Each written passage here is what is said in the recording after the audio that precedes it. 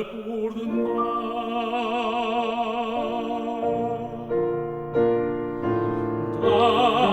kota besar atau dalam limbah, jiwa sama berharga di matamu. Kemana saja ku telah setia, ku mau cinta yang dicintamu.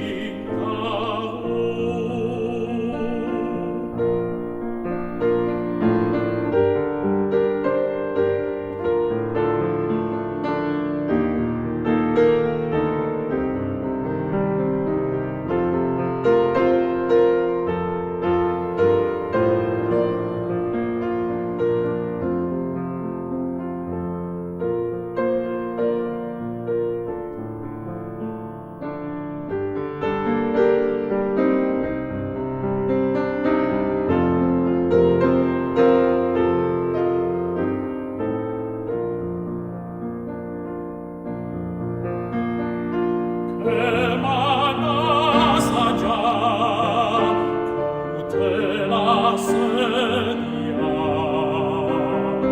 pimpinan Tuhan tak pernah bersalah. Tolongku Tuhan, memikul salibmu. Tuhan pimpin aku sempurna. Dalam kota besar atau dalam limbah, jiwa sama berharga di matamu. Kemana saja ku telah setia, ku mau cinta yang dicintamu.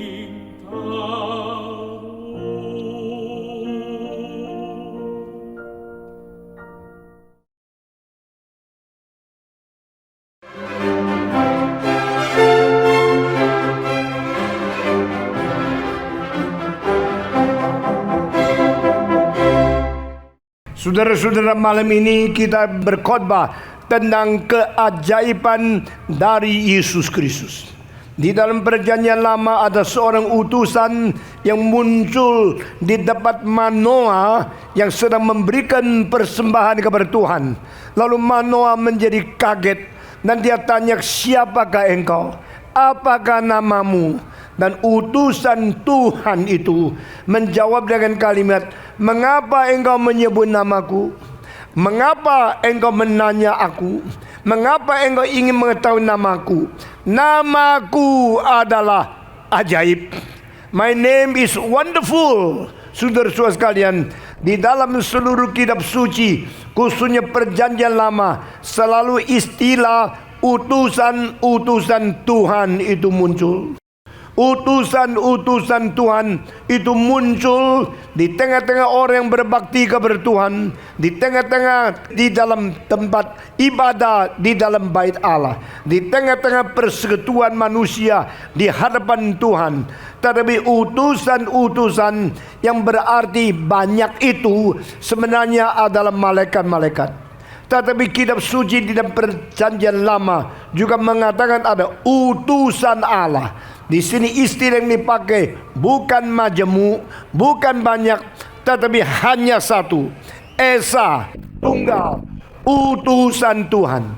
Perbedakanlah akan the messengers of God dan messenger of God. Messengers of God itu adalah angels from God. And the messenger of God itu ada the only one sent by God. Itu adalah Yesus Kristus yang menyatakan diri secara antropomorfi di dalam perjanjian lama. Apakah antropomorfi? Antropo berarti manusia. Morphe berarti peta, yaitu anak Allah yang tunggal, pribadi kedua dari Allah Tritunggal, pernah muncul menyatakan diri kepada orang beribadah kepada Allah dengan bentuk keadaan manusia. Sehingga manusia di dalam perjanjian lama pernah melihat Yesus yang belum lahir di dunia.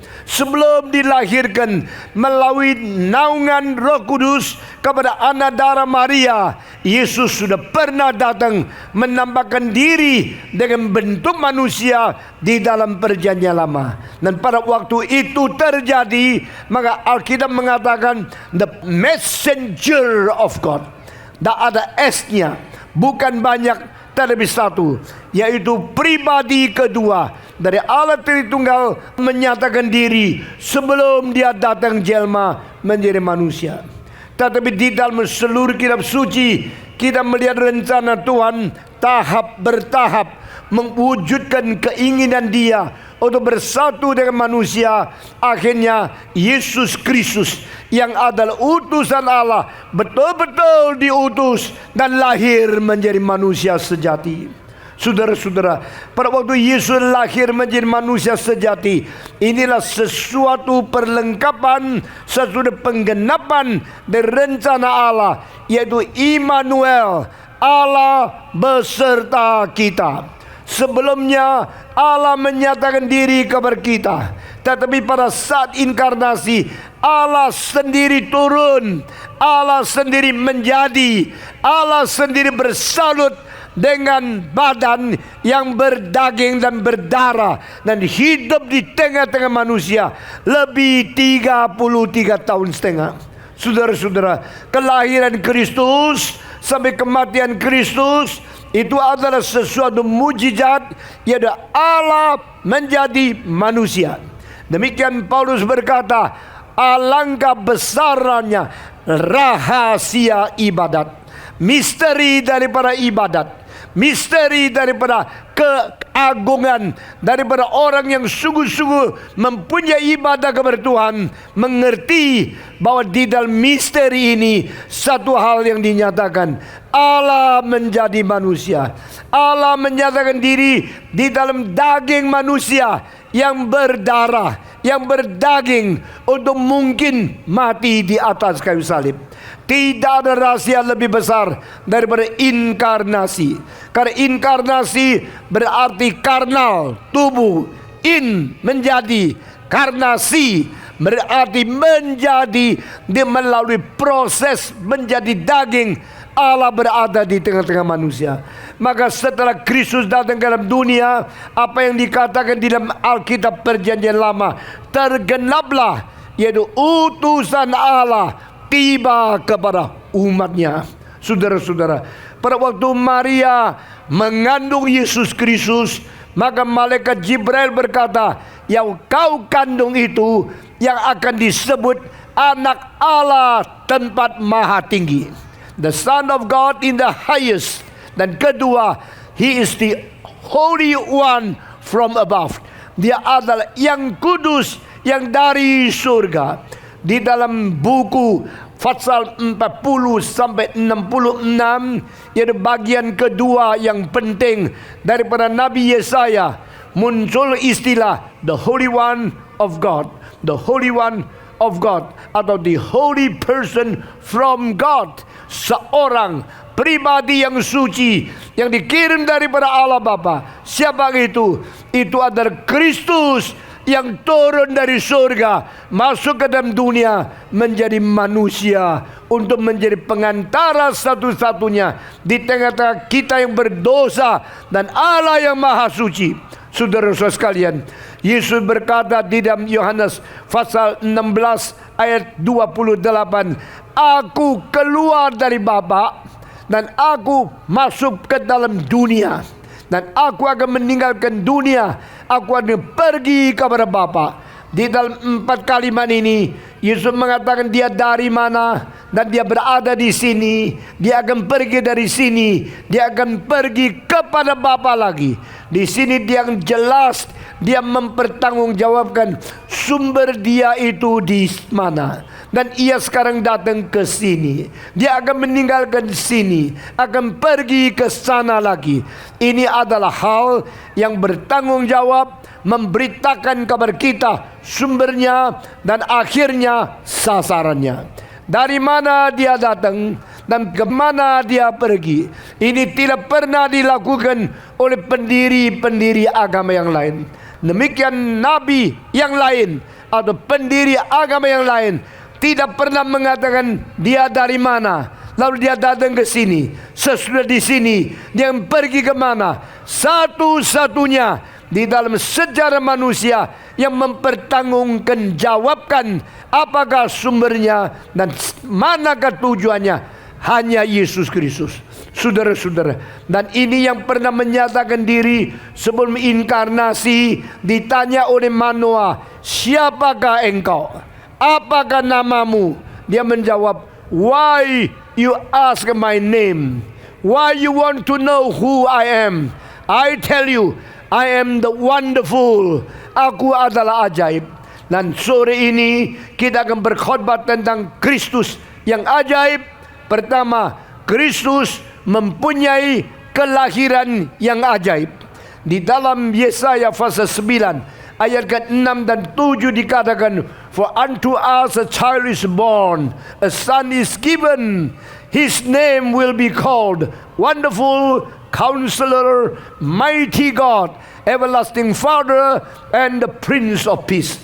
Ada seorang bayi yang diberikan kepada kita, seorang laki-laki yang dilahirkan, dan sejahtera dan politik kuasa dunia akan ditanggung di atas panggungnya. Dan dia disebut ajaib, penasehat, dan dia adalah Allah yang perkasa. Dia adalah Bapa yang kekal, dan dia adalah mahkota, putra mahkota kedamaian. Saudara-saudara, 5 istilah ini sekaligus dicantumkan untuk melukiskan siapa yang dilahirkan.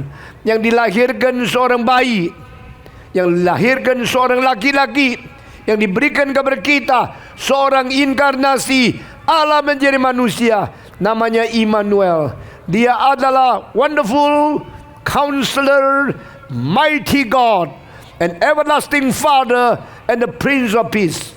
Mengapa namanya 5? Karena dia adalah yang ajaib, karena dia adalah penasihat, dan dia adalah seorang yang mempunyai kuasa ilahi yang perkasa, dan dia adalah Bapa yang kekal, dan terakhir dia adalah Raja Damai. Saudara-saudara, siapakah ini? Ini adalah Yesus Kristus yang inkarnasi dari surga masuk ke dalam dunia. Kelahiran dia ada kelahiran yang ajaib. Kenapakah kelahiran Yesus ada kelahiran yang ajaib? Karena dia tidak memerlukan persetubuhan antara seorang laki-laki yang menikah dengan seorang perempuan untuk menghamilkan dan melahirkan sebagai bayi di dalam dunia ini. Karena pada waktu Maria menerima malaikat yang datang kepada dia, hei anak perempuan yang bahagia, engkau besar berkatnya, karena Roh Kudus akan menaungi engkau. Tahun depan engkau akan melahirkan seorang anak, yang namanya akan disebut Immanuel. Perempuan gadis yang belum pernah menikah, belum mengenal laki-laki, belum pernah disentuh oleh siapapun, menjadi kaget, terkejut sekali. Dan dia mengatakan, jangan tiba hal ini kepada saya, karena saya belum menikah. Tetapi malaikat menyebut bahwa engkau akan dinaungi oleh Roh Kudus, maka engkau akan melahirkan seorang bayi. Dan dia langsung menjawab, biar kehendak Tuhan jadi. Aku bersuka cita karena Tuhanku, rohku bergembira karena juru selamatku. Saudara-saudara, orang menganggap Maria tidak berdosa, tapi Maria sendiri mengaku, saya memerlukan juru selamat. Dia hanya seorang keturunan Adam yang seperti engkau dan saya berdosa. Tetapi dia mendapatkan anugerah paling besar dari Tuhan. Tuhan mau pinjam tubuhnya, Tuhan mau pinjam kandungannya untuk menjadi istana, menjadi tempat di mana anak Allah dilahirkan ke dalam dunia. Ini bahagia yang tidak pernah diberikan ke perempuan siapapun selain Maria itu sendiri. Roh Kudus akan naungi engkau, dan engkau akan mengandung seorang bayi yang akan dilahirkan dan disebut namanya Immanuel. Saudara-saudara, inilah kelahiran yang ajaib. Tidak ada sentuhan laki-laki, tidak ada hubungan seksual, tidak ada pernikahan, tapi seorang perempuan langsung dipilih oleh Allah dan dijamah oleh Roh Kudus, naungi kuasanya atas dia, dan dia akhirnya melahirkan seorang anak. Engkau dan saya adalah hasil persetubuhan papa kita dan mama kita. Kita semua dilahirkan karena seorang laki memasukkan spermanya ke dalam telur dari seorang perempuan. Akhirnya menjadi janin, dan akhirnya besar menjadi seorang manusia yang dilahir sesuai cara Tuhan menciptakan manusia. Tetapi Yesus Kristus bukan dicipta. Yesus Kristus dilahirkan bukan melalui dalil ciptaan. Yesus dilahirkan melalui kuasa Roh Kudus, langsung menaungi akan anak darah Maria, sehingga dia hidup di dalam dunia ini berdasarkan kuasa Roh Kudus, menaungi seorang gadis yang tidak pernah nikah, perawan yang tidak pernah mengenal seks, akhirnya dilahir. Maka dia disebut Tuhan yang ajaib karena kelahirannya ajaib. Siapa Yesus Kristus? Our Lord is called Wonderful. Jesus is wonderful, the wonderful Savior, the wonderful incarnation, the wonderful work of God by using Holy Spirit on the Virgin Mary, and dia dilahirkan. Saudara-saudara sekalian, kelahiran Yesus Kristus adalah kelahiran yang ajaib. Maka Yesus kita Tuhan yang ajaib. Kedua, Yesus Kristus mempunyai hidup yang ajaib, karena selama dia hidup di dunia 33 tahun setengah, dia tidak pernah berbuat dosa. Dia adalah sama sekali suci, the Holy One of God. Dia hidupnya suci, tidak pernah berdosa, tidak pernah bohong, tidak pernah congkak, tidak pernah tipu, tidak pernah berzina, tidak pernah berbuat salah, tidak pernah mempunyai segala kenajisan baik di dalam tubuhnya maupun di dalam jiwa dan rohaninya. Dia adalah mutlak suci, maka hidupnya hidup yang ajaib. Ini tidak pernah mungkin terjadi pada hidup setiap orang akibat kelahiran melalui seks daripada Adam kepada keturunannya.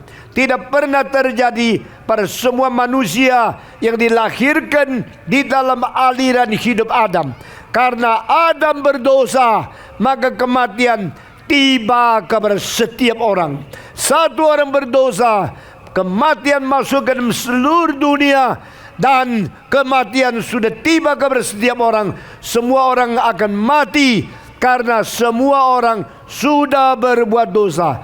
Demikian kitab suci Roma pasal ke-5 ayat 12. Sin come to this world from one man. Satu orang murtad kepada Allah, satu orang tidak taat kepada Tuhan, akhirnya berdosa Adam, dan kematian karena dosa timpa kepada seluruh umat manusia. Saudara-saudara, Yesus Kristus satu-satunya tidak berdosa. Itu sebab hidup dia adalah hidup yang ajaib. Hidup Yesus Kristus, hidup menang total akan dosa. Hidup Yesus Kristus suci mutlak selama 33 tahun setengah. Tidak satu detik pun dia berdosa.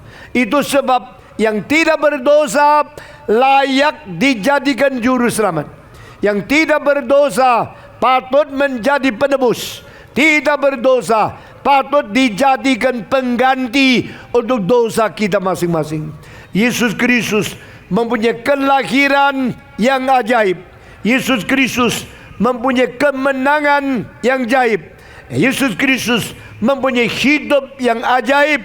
Pada waktu iblis datang mencobai dia, dia menang mutlak. Dia terus menang atas kemenangan. Dan dia berkata, nyala engkau. Setan meninggalkan dia. Karena dia sama sekali tidak jatuh di dalam jerat, tidak jatuh di dalam tipuan dari iblis. Dia mutlak menang, menjadi teladan kita masing-masing, menjadi tembok penebus kita masing-masing. Yesus Kristus berkata di dalam Yohanes pasal 8, siapakah di antara engkau yang bisa menunjukkan dosaku? Who among you can show and can point out my sin? Siapakah di antara kamu yang boleh menunjukkan dosaku? Adakah manusia berani mengatakan kalimat ini? Selama beribu-ribu tahun, semenjak Adam sampai sekarang, tidak ada satu orang suci, tidak ada satu orang pendiri agama, tidak ada satu orang kebudayaan, tidak ada satu orang sastrawan, tidak ada satu orang filosof, tidak ada seorang yang kudus yang berani mengatakan, menantang semua sekitar dia, siapa yang di tengah engkau boleh menunjukkan dosaku? Tantangan Yesus Kristus dengan kalimat yang begitu tajam ini sudah 2000 tahun tidak ada satu orang bisa menjawab. Karena apa? Hidupnya hidup yang sempurna, hidupnya hidup yang suci, hidup Yesus Kristus hidup yang ajaib. Saudara-saudara, khususnya orang Kristen dan siapapun orang yang bukan abang Kristen yang berada di sini, ketahui dahulumu, di dalam sejarah seluruh umat manusia pernah ada satu orang yang lahirnya ajaib dan hidupnya ajaib, karena dia adalah orang yang mutlak suci, tidak pernah berbuat dosa. Saudara-saudara, Yesus Kristus selain hidup di dalam kelahiran yang ajaib dan hidup di dalam kemenangan yang ajaib, Yesus Kristus juga adalah seseorang yang mempunyai kelakuan-kelakuan, perbuatan-perbuatan yang ajaib. Tidak pernah ada orang seperti dia. Dia hidup begitu dekat dengan Allah Bapa dan dia berkata, ya Bapa, aku senantiasa melakukan kehendak-Mu. Pada waktu Yesus mengatakan kalimat itu, langsung banyak orang percaya kepada dia, karena mereka melihat fakta daripada hidup dia. Dia bukan mengatakan sesuatu pembualan untuk mencongkakkan diri. Dia bukan mengatakan satu teori yang kosong. Dia sedang menyatakan hidup sesungguhnya. Orang yang saben hari dekat dengan dia, yang saben hari hidup beserta dengan dia, mereka mengetahui kalimat ini jujur. Itu sebab pada waktu Yesus berkata, ya Bapa, aku senantiasa hidup berada berkenan di hadapan-Mu, maka banyak orang sekaligus hari itu, saat itu percaya kepada dia. Saudara-saudara, kenapa ke gereja tidak berkekuatan untuk membawa orang beriman kepada Tuhan? Kenapa banyak pendeta sudah berkhotbah, orang-orang tetap tidak percaya? Karena hidup kita tidak menjadi teladan. Yang kita lakukan bukan sungguh-sungguh. Hidup kita tidak jujur, sehingga orang melihat yang dikhotbahkan semua bagus, yang dilakukan semua jelek, yang dikhotbahkan semua benar, yang dikerjakan semua salah. Yesus bukan demikian. Jesus has a very wonderful living, wonderful, honest, sincere life. And His word, His deed, His miracle, semua yang dilakukan itu benar-benar sungguh-sungguh menggerakkan hati manusia. Sehingga orang melihat kelakuannya, melihat segala tindak tanduknya, melihat tuturnya, melihat seluruh hidupnya, mereka mengetahui ini orang yang sejati, ini manusia yang sungguh-sungguh. Dan mereka melihat kesungguhan Yesus Kristus, mereka seluruhnya hati tertarik kepada Dia. Mereka menjadi orang Kristen, beriman kepada Tuhan melalui Yesus Kristus. Saudara-saudara, dan Yesus mempunyai kuasa yang ajaib. Dia 3 kali membangkitkan orang mati. Ini tidak pernah dilakukan oleh siapa saja.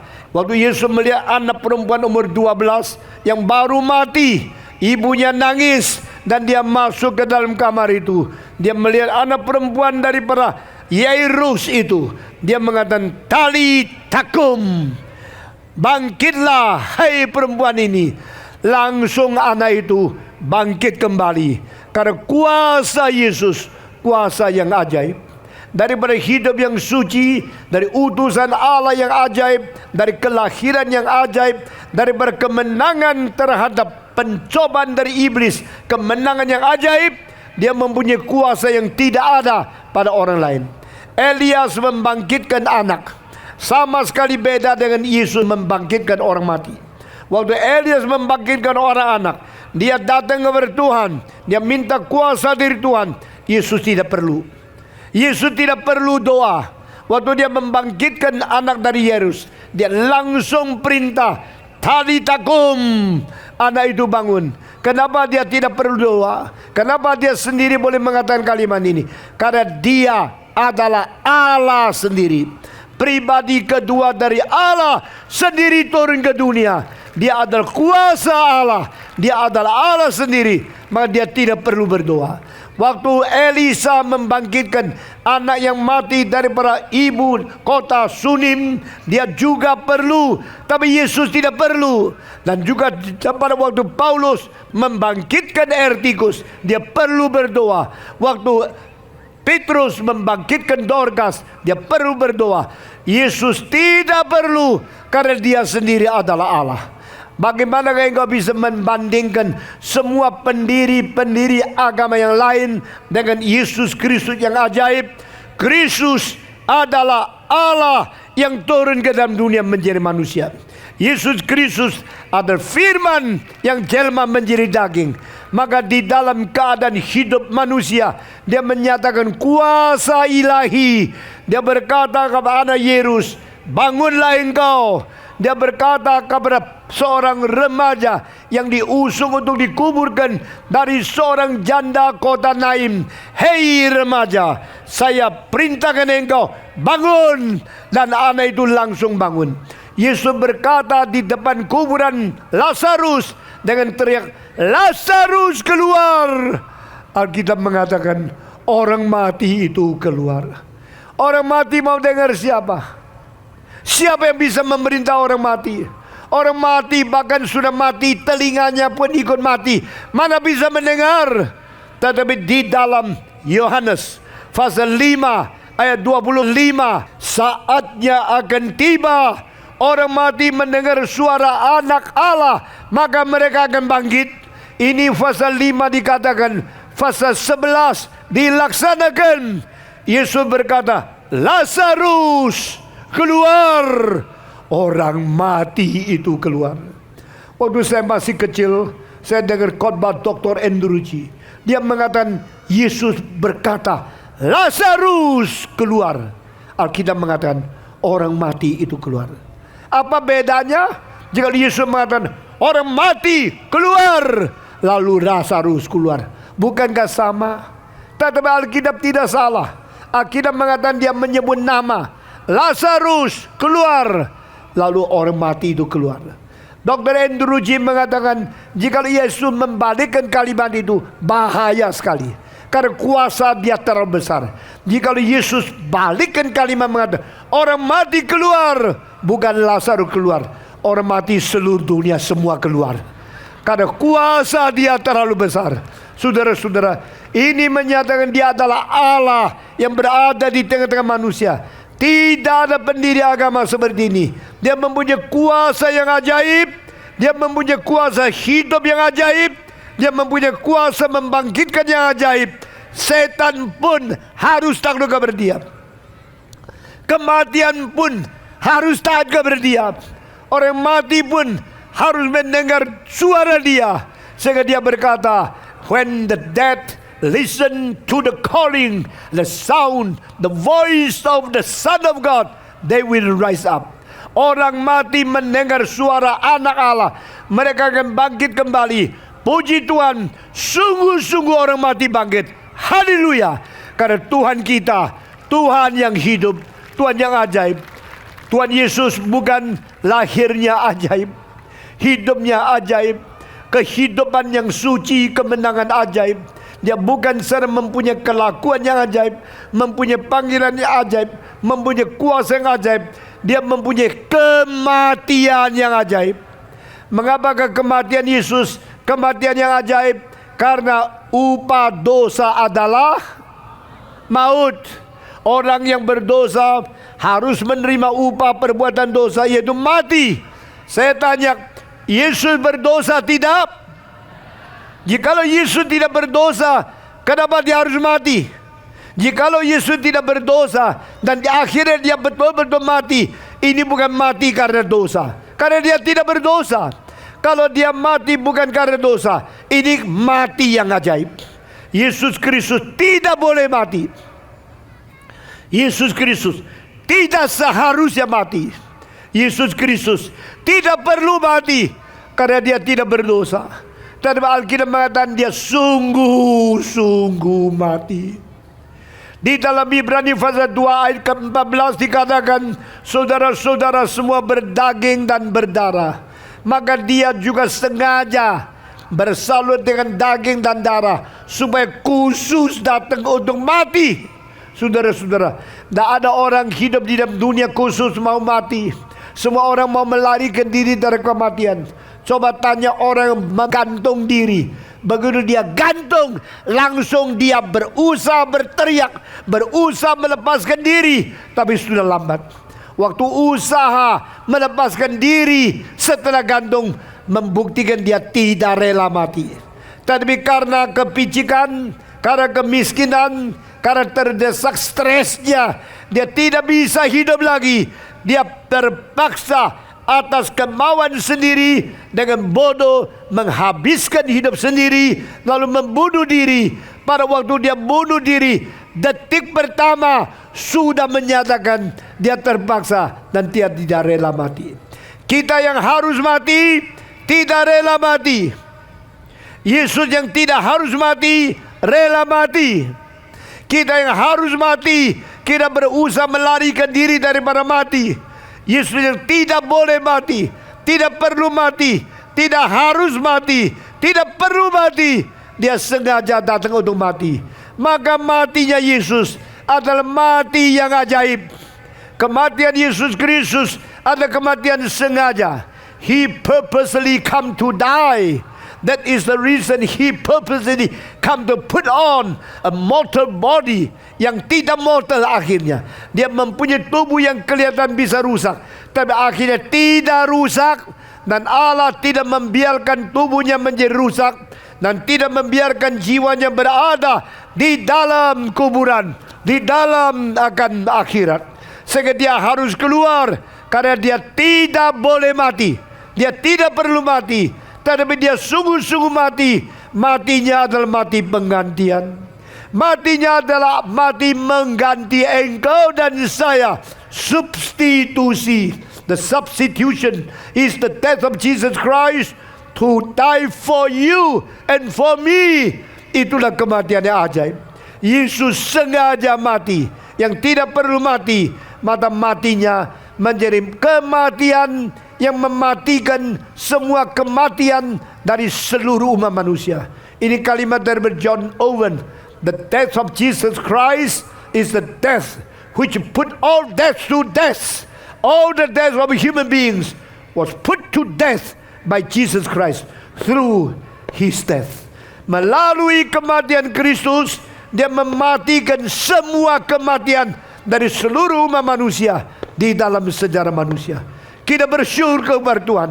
Melalui kematian Kristus, maka kematian kita dimatikan, sehingga kita tidak usah binasa. Kita boleh diberikan hidup yang kekal.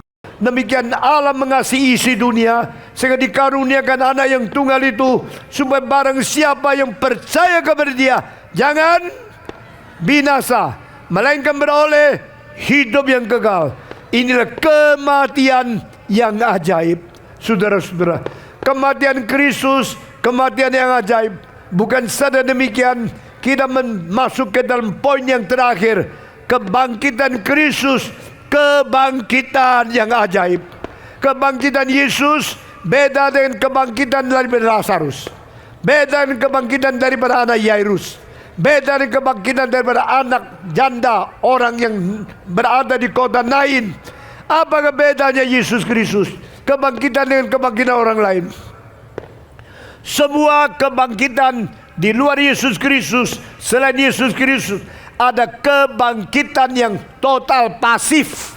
Harus ada nabi, harus ada rasul yang membangkitkan jenazah yang sudah mati itu.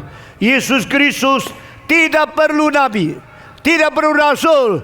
Dia adalah Allah yang bisa melepaskan diri dari kematian. Di dalam buku Injil Yohanes pasal 10, dia berkata, tidak ada orang mengambil nyawaku, tidak ada satu orang berkuasa mengambil nyawaku. Adalah aku sendiri yang menyerahkan nyawaku. Jikalau aku sendiri telah menyerahkan nyawaku secara inisiatif, maka aku berhak melepaskan nyawaku. Aku berhak pula untuk menerima nyawaku itu kembali. Dia mempunyai kuasa aktif di dalam bangkit, di dalam mengambil kembali nyawanya yang sudah diberikan oleh dia itu sendiri. Dan di dalam hal ini Allah Bapa membangkitkan dia, bukan melalui nabi, bukan melalui rasul. Allah Bapa pakai Roh Kudus, Allah Bapa sendiri, dan Yesus Kristus mempunyai hak untuk menerima hidup yang diserahkan itu kembali dengan kuasa dia sendiri. Inilah kebangkitan yang begitu ajaib, kebangkitan yang membereskan kuasa mati yang akan menghancurkan hidup kita masing-masing. Di dalam Yesus Kristus kita ada pengharapan. Di dalam Yesus Kristus kita tidak perlu takut kepada kematian. Di dalam Yesus Kristus kita mempunyai sesuatu janji hidup kekal dari Tuhan Allah kepada kita. Saudara-saudara, siapakah sebenarnya orang Kristen? Pada waktu orang Kristen di abad pertama dimakan oleh singa, dibakar di atas tiang kayu seperti satu obor untuk menyalakan taman daripada istana dari kerajaan Romawi, daripada Kaisar Nero. Pada waktu mereka dilempar kepada mulut singa, mereka sambil mau dimakan, mereka sambil menyanyi, mereka sambil mau dibakar, mereka sambil muji. Sehingga seorang bernama Josephus, dia mengatakan satu hal yang saya tidak mengerti. Kenapa orang Kristen mereka begitu percaya kepada Yesus Kristus? Yang sudah mati mereka menganggap dia bangkit. Yang sudah dihukum mereka tidak melarikan diri. Mereka sambil menyanyi, sambil memuji, sambil mereka dibakar oleh api sampai mati. Waktu dibakar sampai mati, mereka berkata, Tuhan begitu mencintai saya. Seorang bernama Polikarpus, waktu dia dibunuh umur 84, mereka mengatakan, nyangkal, sangkal nama Yesus, engkau dilepas, engkau boleh pulang dengan bebas. Dia bilang, tidak, Yesus begitu baik kepada saya. Selama 84 tahun dia begitu baik, memberikan segala hidup yang penuh dengan anugerah kepada saya. Masakan saya menyangkal nama dia? Bakarlah aku, sekarang siramlah minyak kepada kayu-kayu di bawah ini, dan sumutlah akan api membakar aku sampai mati, karena aku mencintai Tuhanku. Saudara-saudara, orang Kristen mempunyai Yesus Kristus yang ajaib, maka mereka bisa mempunyai hidup yang ajaib untuk memuliakan nama Yesus. Amin. Orang Kristen mempercayai Yesus Kristus yang dilahirkan secara ajaib, yang hidup secara ajaib, mempunyai kemenangan secara ajaib, dan rela mati secara ajaib, dan bangkit pula dengan ajaib. Tuhan seperti ini akan menciptakan pengikut-pengikut dia, orang-orang Kristen yang juga hidup dan mati di dalam keajaiban. Saudara-saudara, saya mau setia kepada dia, karena dia terlebih dahulu setia mati bagi aku. Lalu mereka dipenggal kepala, mereka dipotong dengan peso kecil untuk memberhentikan hidup mereka dan memotong urat-urat darah yang mencorot darah sampai seluruh badan. Tapi mereka tetap cinta kepada Tuhan. Saudara-saudara, iman yang sejati adalah iman yang tidak mungkin dirampas oleh musuh. Orang Kristen yang sungguh-sungguh cinta kepada Tuhan adalah orang yang tidak mungkin dipadamkan iman dan cintanya kepada Tuhan. Meskipun harus mati, kita tetap setia kepada Tuhan. Meskipun kita harus dibunuh, kita tidak menyangkal Tuhan kita. Karena Dia terlebih dahulu dengan setia mencintai kita, turun dari surga, lahir oleh anak darah Maria, mati di atas kayu salib, dan Dia betul-betul menanggung dosa kita, sehingga berteriak, Allahku, Allahku, mengapa Engkau meninggalkan aku? Yesus mati di atas salib. Dia bukan gagal, tapi Dia mengatakan, genaplah, oh Allah Bapa, rencanamu untuk menyelamatkan manusia, saya sudah menggenapi. Oh Tuhan, kuasa iblis yang tidak ada orang bisa melawan, aku sudah mengalahkan. Oh Tuhan, pintu surga yang tidak ada jalan masuk, saya sudah menjalankan. Buka jalan yang hidup dan yang baru untuk umat yang percaya kepada Tuhan. Oh Tuhan, pengampunan dosa yang tak mungkin diterima oleh manusia, sekarang melalui kematianku, mereka akan menerima pengampunan dosa. Father, forgive them, because what they are doing, they do not know. Allah Bapa, ampunilah mereka, karena apa yang mereka perbuat mereka tidak mengetahui. Kristus yang mati dan bangkit adalah juru selamat yang ajaib.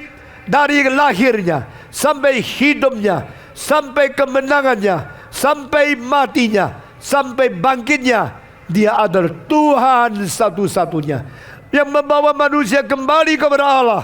Sehingga barang siapa yang dengar firman Tuhan, yang mengetahui kematian Kristus bagi engkau bertobat, tinggalkan dosa, malam ini juga engkau akan menerima keselamatan dari Tuhan.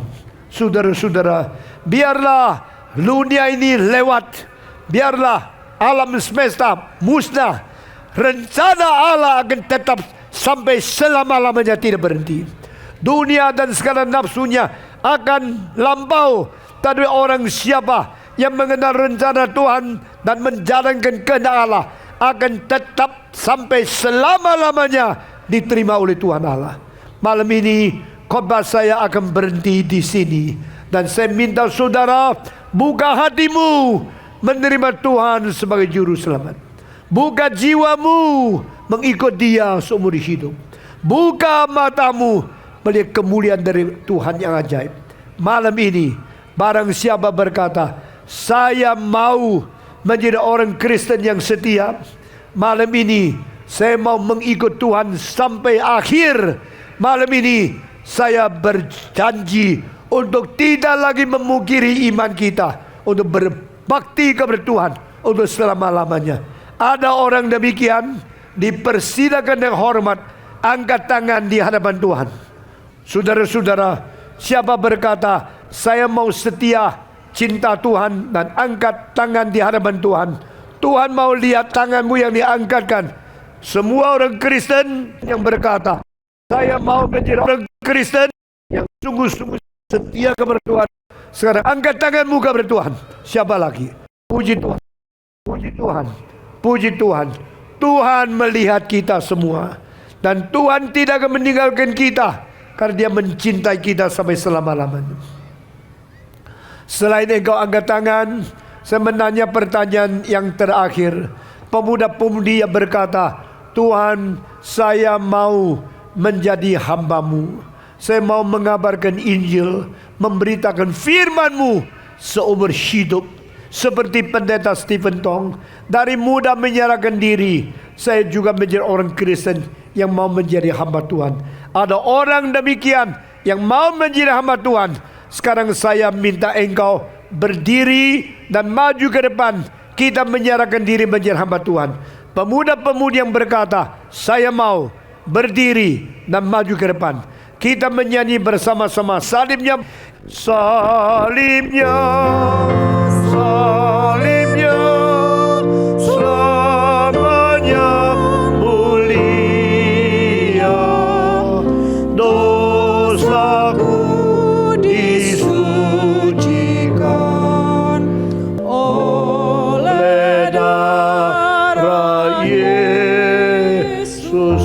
minta kumpul lebih dekat di tengah di sini.